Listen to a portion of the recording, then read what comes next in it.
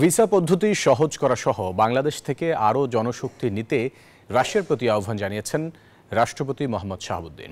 রাশিয়ার নতুন রাষ্ট্রদূত আলেকজান্ডার জিখোজিন পরিচয়পত্র পেশ করতে সোমবার বঙ্গভবনে গেলে এ আহ্বান জানান তিনি।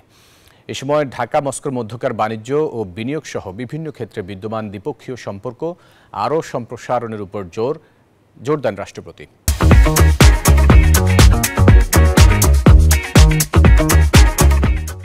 বাংলাদেশের উন্নয়নে রাশিয়ার সহায়তার কথা তুলে ধরে রূপপুর পারমাণবিক বিদ্যুৎ কেন্দ্র প্রকল্পের কাজ সময়মতো শেষ করার তাগিদ দেন তিনি। এছাড়াও বাংলাদেশি শিক্ষার্থীদের রাশিয়ায় উচ্চশিক্ষার সুযোগ দেওয়ারও অনুরোধ জানান।